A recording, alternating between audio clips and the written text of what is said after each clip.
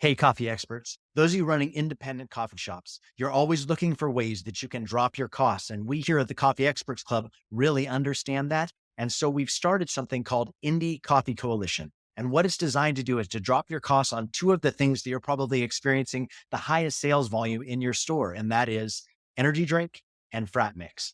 Those two line items, we've created our own products and are offering you those products at a reduced cost so that you can cut out the Red Bull of America. You can cut out the main lines of energy drinks that you're doing and serve your own energy drink at a reduced cost on a line item that you're probably already making a lot of sales on anyway. The best way that you can grow sales is by dropping your costs and maintaining a current volume. So check us out at indiecoffee.co and we'll love to tell you more there. Welcome to the Coffee Experts Club, where we discuss all of the insights, expertise, and drama that goes into making your passion your profession. Our hosts, Aaron, Ben, and Drew, are three coffee experts who have taken their coffee experience and turned it into true expertise. They have consulted with major coffee brands throughout the United States and beyond, providing operations expertise and growth strategy for drive-through openings, multiple locations, and everything in between. So brew yourself a cup and hang out a bit with the Coffee Experts Club. Coffee Experts Club. Good to see everybody. How you guys doing today? Good. Fantastic. Very swell. Love it. Looks like sunshine's out. We're all we live. Thank God. Man, tell you what, when it gets gloomy this time of year, Ben, it is tough for me. I'm like, I just need, even if it's freaking cold, just give me some sunshine. I hate it. It's January. It should be gray and dark like all day, every day. When sun starts coming out, I'm like, oh God. Drew, I mean, is it ever gray and cloudy down there? Like how often are you underneath cloud cover? like once a month. And we had that yesterday, last night, this morning. It was a huge relief to get some rain and get out the sunshine. Are you getting sunburned? I try not to, but yeah, it definitely happens. I took my hat off yesterday and I had the sunburn around where my hat was. So the top of my head was super white and then red on my face. I love it. Well, man, hey, I thought it'd be a good thing for us to talk through. You know, we've gotten to be working with some really powerful coffee shops through the years, you know, and just people doing amazing things. And then others who are like, hey, we want to do amazing things. And so we're always helping people identify like how to do that, especially people that are starting. If you're just starting up coffee, this is the place to be. Coffee Experts Club is the place for you to come and just get free knowledge. You know, as we work underneath the hood of so many great coffee companies out there, it's just good fodder for the fire, right? Good thought and mindset and framing things up. So maybe you're not there yet, but you're going to be. And I think it's good things to ask yourselves. Coffee Experts Academy is what we do, you know, 35 modules of deep dives and all these topics. So if you ever like more than what you're getting here on the podcast, go check that out, coffeeexpertsacademy.com. But I will say this, you know, we've been talking to some folks lately and even some things we're working through on our own, me and Drew down in Belize. And we thought it would be good for us to talk about today, employee theft, also known as shrink. So I think that it's something that nobody likes to talk about, right? And nobody loves that, but everybody's concerned about it. Or if you're not, you should be, right? Because this is probably one of the biggest opportunities for you to lose money within your business is not having solid enough systems to keep people honest. And I think that that doesn't mean that you have to come out accusing people or assuming that your people are dishonest. A lot of that can just be setting up good systems so that you're setting people up for best success. A lot of times if systems are sloppy, you're creating opportunity for people to steal from you. And then you're tempting them beyond what they were able to handle. You know what I mean? So how can we therefore set up better systems? I know, Ben, you and I were talking to a great client yesterday who had some good insights, you know, especially as we were looking at P&Ls and things. That'd be a great thing for us to have a conversation about today. Yeah, I mean, there's a lot to say too that like if you are lackadaisical and sloppy with your systems and you're not really paying attention to it or you don't feel like it's important, like people probably like, oh, I guess they don't care that my friend comes through and I just give them a couple drinks out the window. Like it's obviously not important to the bosses, so it must not be a big deal. So every time Johnny comes through the drive-through, I'm just going to give him a free energy drink. Why not? The bosses don't mind. So even just having something in place, you'd be surprised how much you can curb employee theft just by having a system in place. Because then they realize that it is important that you don't want them stealing. And to be clear, it's not just like them grabbing $20 out of the cash drawer. Right. If all of our time working at Roasters, I don't even know if I can count on one hand how many times employees actually just took cash. it was more of like a couple extra energy drinks out to my friends, to grab some food on the way out the door. It was more a theft of product than it was cash ever. Yeah. Yeah. And I mean, it's kind of a psychological thing too, as you mentioned, just we're here to teach people, it's like that is also theft. You may not be considering as theft. There's time theft that a lot of the kids are not Yeah. thinking. Then there's theft revolving around just extra product you're either taking that is allotted to you as an employee, but not allotted to your cousin, as a non-employee.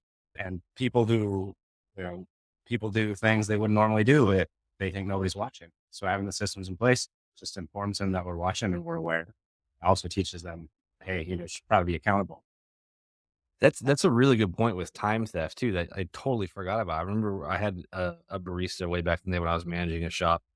He was a closer, and the shop closed at 9 when we gave them an hour to close, clean up and get out of there. And he would take 3 hours to close. And it was always like the shop looks great, but the dude would just kind of walk around, sit down for a little bit, not really do anything. And so he'd be leaving the shop at like 11:30. And finally, after a couple of weeks, I was like, "What are you doing, man? You're scheduled to leave at 10. You can't leave at 11:30 midnight because you're like, I'll just take as long as I want. I'm just gonna take my." So that there is definitely that too. Time theft. That's a huge thing. Think when it comes to the P&L, like I cannot emphasize how important your profit loss statement is to your business. I know that like from what Drew and I've seen being underneath a lot of different hoods, especially lately, and Ben, I know you've seen it through the years too, is sometimes owners of coffee shops are so damn relational, right? Or they started this thing because they love slinging coffee. They love like making customers happy. They love the art of it. You know what I mean? They love like the excellence of the drink, and they nail all these things. They know all their customers' names. They know the drink that everybody's going to get. They've got their stuff turned out beautiful, like speed, service, strength, right? They've got their pillars nailed down. But what they usually suck at is like numbers, right? The business of it, like Mhm. doing the books and like reconciling things out. And that's usually in their own personal life. And then that just floods over into they've opened a business now. And now this business is an extension of them.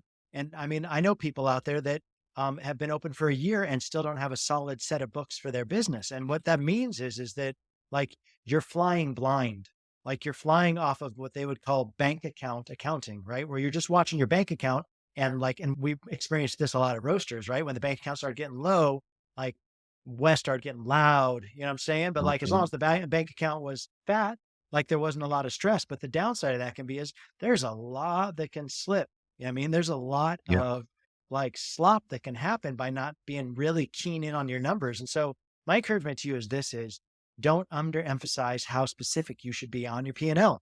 Like, and part of that is like each one of those things that were just listed off, those all are costing you money.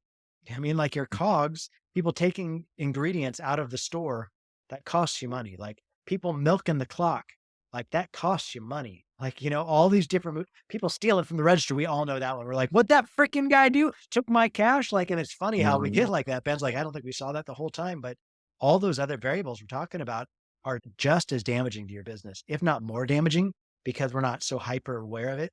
And so I'd really say keep an eye on your P&L. And Ben, we saw some interesting things just this past week with an amazing client, super successful client. Numbers are some of the best numbers I've ever seen from a client, but they hadn't been watching this particular line item, and it had gotten away with on them for a few months.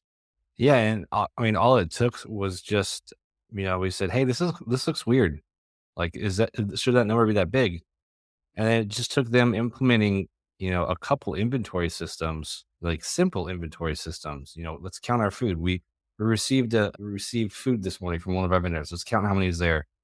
All right. At the end of the night, let's count how many is left. Okay. How much does our POS say that we sold? So we received 10, we sold five.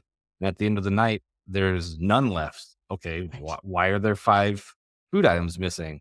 Well, I don't know. Okay. Well, we're going to watch this now. So the next night, we received 10, we sold five. Oh, what do you know? There's five left. Wow. That's how an inventory system works. And then all of a sudden, your employees are going, oh crap, they're watching this now. Now I can't just have a burrito whenever I want. I can't just give it out to my friends. That line item in the P&L is now accounted for, so it can't inflate or deflate, magically. It's going to go somewhere. and they saw a near 10 point, 10 percentage point drop in their cost of goods just simply from doing that. Like, like you said in the beginning, it wasn't about going into the shop and saying, "You guys are stealing food. If I catch you, you're all fired tomorrow." No, it was just a, "Hey, we've noticed something weird, so we're implementing this system company wide." You don't have to directly accuse somebody and make it weird. Obviously, if you walk in and you see, one of your baristas taking $100 out of the till and put it in their pocket, I would go, "Hold on, what are you doing? That's weird." But if you don't see that, and obviously you don't want to accuse somebody of stealing if they're not actually doing it, you're just saying, "Hey, we want to make sure it's not an accounting error on our side, so we're going to implement this inventory system just to make sure everything's on the up and up on our end." And lo and behold, you kind of squash that without having to create, a big accusatory or weird or odd scenario in your shop. And then, 9 times out of 10, it was some 18-year-old kid who was like, "I don't think it's a bad idea for me to have an extra burrito on my lunch break." And then you just change that inventory system and he goes, "Oh, I guess it was a bad idea for me to be doing that. I won't do that anymore."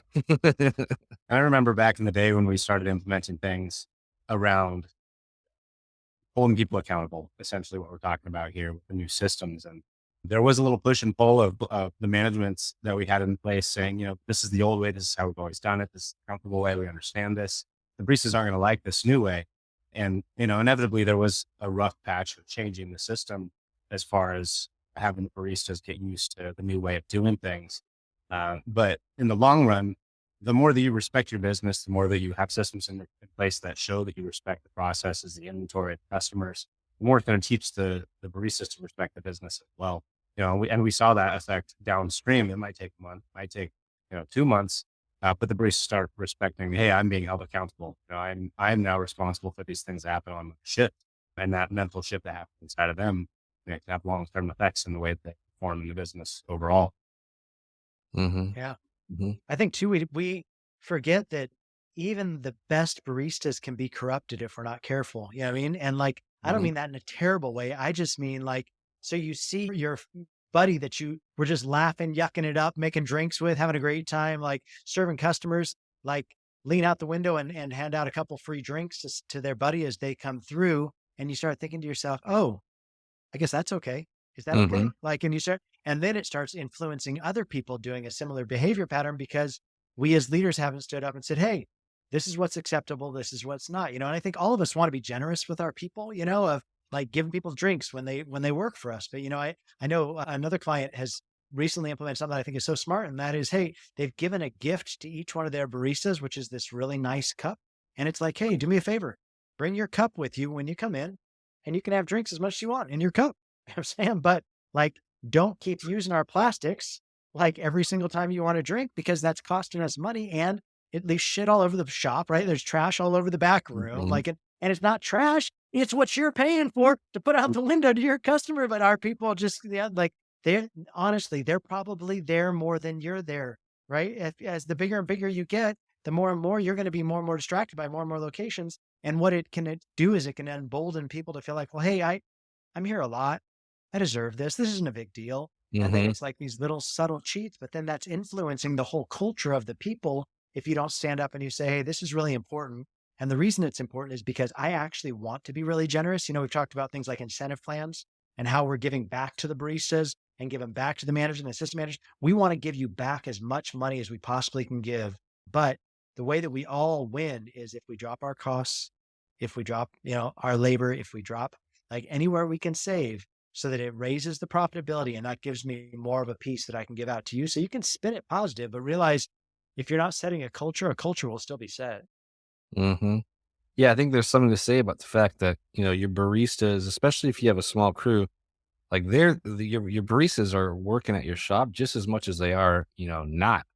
So it becomes like a second home to them. They become very comfortable. And just like I would go to the kitchen, just grab something to eat if I was hungry, like your baristas get that comfortability of like, I'll just run over to the back shelf and grab a muffin real quick and eat that on my break. Like there's an air of comfortability, which is nice to an extent. It's nice that your employees feel comfortable in your business like that. At the same time, like just like, I'm not gonna just let my kid, go and raid the cupboards whenever they want all the time. Like there are some boundaries set up here. Hey, it's almost dinner time. You're not gonna have a bowl of ice cream right before dinner. Same thing with your employees. You do have to set up boundaries. Say, hey, yeah, there's food here. You're welcome to it. You get an employee discount, but you are going to pay for it. Only Hey, I Drew. think the business acumen of the average barista doesn't go beyond, they don't really think about what happens when I keep taking 6 cups per shift to make 6 different drinks Mhm. or have 6 different things. They don't think about the bottom line when they take those muffins or they take those burritos or they take whatever it is that you're selling. The thought process just doesn't go that far because I'm hungry, I'm thirsty, and I want this right now and I'm going to have it right now. And they don't really think it affects, how the business actually runs on a day-to-day basis. Well, they see the numbers, right? So they see like, man, we're killing it. We just killed it today, man. We did so many sales today as they're closing. And so then they think to themselves, what's the big deal? It's one muffin here, or it's whatever. But Mhm. like, I know, Drew, we had to correct some of our kids like not too many months ago because like we'd order like a certain number of pastries, that we were intending on serving that day. And then we'd get to the spot where we were having to turn customers away because we had run out. And we're like, well, the register isn't saying that we're running out. Like what? And it was like the kids were eating down like 5 or 6 of the units, like, and it was, well, that starts to really affect even the customer service expectation or our expectation of how much we're ordering on a daily basis from the vendor. You know what I mean? Like all those things come in implications. So I think yeah, at very bare minimum, make sure they're ringing everything out of the register. Come up with a price point that you are comfortable, like giving them discount wise, but everything comes through the register. And also something Drew and I feel like have begun to implement more and more is nobody rings themselves out. Like if Mhm. you're bringing something through, somebody else is ringing you out. That way it just is like a real safe, keeps everybody safe. Like anybody making drinks, somebody else has to ring out their drink. If anybody is like taking out food, somebody else has to ring out the food. Like make sure that you're not double dipping in the drawer because I think that that's what can lead to things looking suspicious. So let's just keep our kids safe and make sure that we set up Mhm. some just very baseline check and balances. Yeah. Yeah, I think just from a practical standpoint of what you could use in your shop tomorrow, I think that's a great point, to try and combat these ways of theft. Have some sort of inventory system. If you don't have an inventory system on your goods now, I can guarantee you have product being quote unquote stolen or taken from employees. If you don't know how much product is coming in via your vendors and how much product you have either at the end of the day or at the end of the week, you don't have some sort of check and balance on that inventory, then product is going missing. If you don't have people ring other people up, I think that's another easy way to have product go missing. Time theft was a big one for us. Like I said, with the closer, it's real simple to just say, hey, your shift ends at X hour. You got to be out of the shop. You got to be clocked off. I don't want you staying longer. And if you can't do your duties within that amount of time, let's see if you need more. But you don't get to just arbitrarily decide that on your own. I'll decide to extend your shift if it's needed to or not. And then yeah, like our clients came up with, giving them a gift card or giving them some way so that they don't have to use their own money, but you're still tracking that item. I think at roasters back in the day, we always even though the employees had a free drink, we still had to ring up the drink in the POS and discount it as a free employee drink so we could know at the end of the day when we're doing our inventory of cups that, oh, that's why there's this variance in cups between sales and, what's actually on the shelf. It's because we had employees, drinking free drinks. Yeah, we have employees that really love a certain flavor. So when they're making their drinks, and we weren't tracking, what specific flavor you're using in your Italian soda or your energy drink or Good whatever point. it is. We're like, why are we going through 4 bottles of blue raspberry a week? What's going on? We're not selling them. So I don't ever hear customers ask for it. So then we have started implementing, you put your name in when you bring your drink out, you put in, if it's an energy drink, if it's a soda, if it's a variable, you know, something that we make ourselves or something that isn't tracked in the name of the drink, like a signature drink or something like that. We started tracking it that way. And we were like, okay, well, to take into account how many blue raspberry energy drinks my baristas are drinking, which probably order more or limit the amount that we're allowing these kids to have on a day-to-day basis. No, that's a good point because I mean, if your employees are drinking and eating all of it, just like you said with the pastries, like if you ever get like a truckload of kids come through that all have blue raspberry for some reason, you're gonna be like, "Whoops, sorry, we consumed it all ourselves." Yeah. We actually had to stop letting our baristas have powdered chai because first of all, it's really hard to get here. Second of all, it's really expensive. And they were drinking it all. So it was like, hey, you guys, if you want to drink these now, you're going to have to actually pay full price for them because you were drinking 3 a day. And then we ran out of product and couldn't serve it.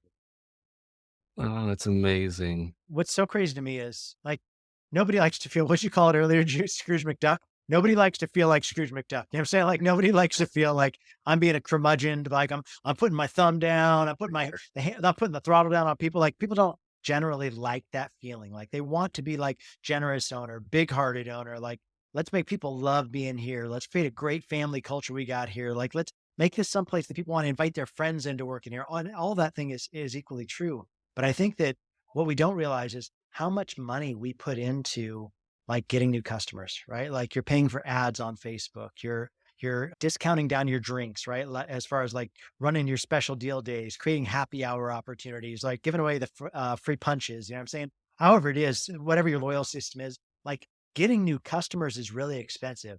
What's absolutely free is beginning to watch how your cogs are going out the door. Yeah. Like what costs you nothing is putting a system into place to guarantee that the money that you're knocking down stays in the business. You know what I mean? Make sure it's not just like bleeding out, because I think that in the end, like you guys are saying, the majority of our employees are 18, 19, 20, 21-year-old kids. Yeah. I mean, like a lot of them may or may not have even ever had another job before. This is their only experience. They're like, these guys are so freaking generous. And they fall go pop up their feet in the back room and they're eating extra food and they're drinking extra drinks, or maybe they're taking a tray of drinks with them as they leave back home to their family, you know, and it's like, whoa, Mhm. whoa, whoa, whoa, whoa. Like, let's realize that's all costing us money. So those extra customers you've been buying, you know, that you've been paying for, you're losing all that money out the back door instead of just saying, no, no, no. Hey, listen, even if I didn't grow any more customers this week, if I just cut down on some loss, I would actually make money because I've already established a traffic count. So how can I drop my cost of goods so that I can actually grow money in my account?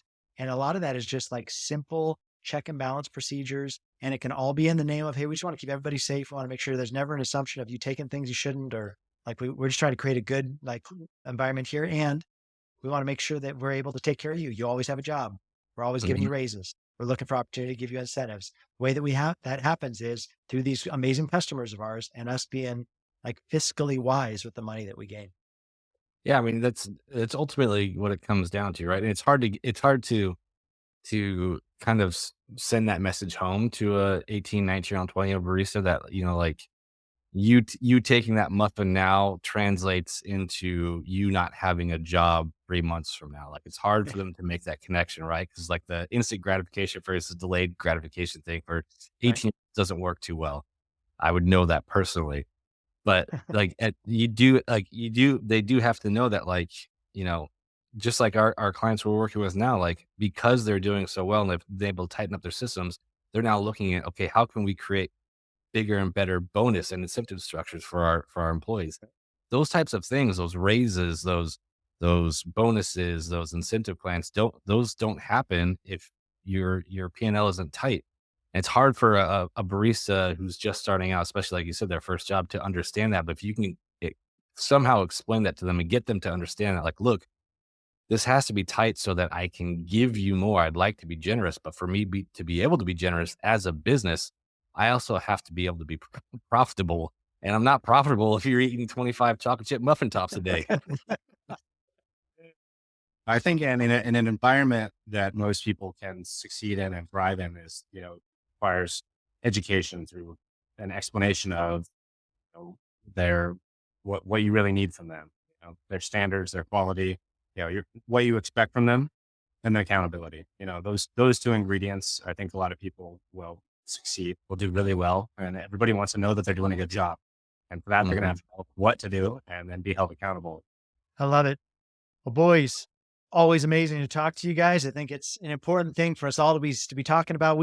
If you ever are into seeing how a P&L should be lined out, you can just drop into any of our socials, P&L. I'd love to send you out a template of how we think the ideal P&L should be laid out and how we think you should be tracking your percentages. It's all just percentage game. It doesn't have to be something super crazy nerdy. It's just consistent and being consistent in it. So if that's something that interests you, you can ask for it there. And then we do a deep dive into PLs. I think we spend like 3 or 4 weeks on P&Ls and finances within Coffee Experts Academy. So if that's interesting to you as well, I'd say check that out there, coffeeexpertsacademy.com.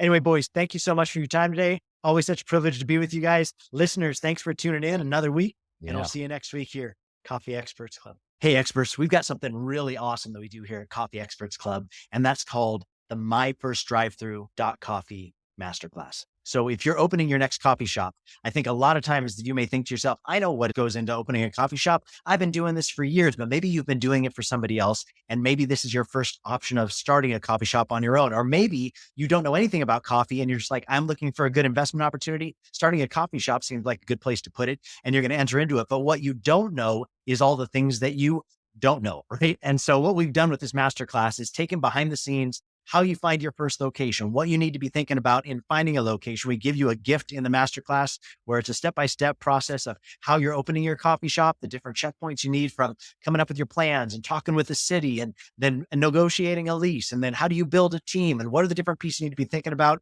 It's a great masterclass, door to door, start to finish, completely free on opening up your next coffee drive-through. So check it out. It's at myfirstdrivethrough.coffee, and it's a great masterclass. You won't regret it. We'll see you on the inside there. Thanks so much for joining us today. For those of you who are looking to become a coffee expert yourself, we offer an incredible, thorough training online for opening your first coffee drive-through at www.myfirstdrivethrough.coffee.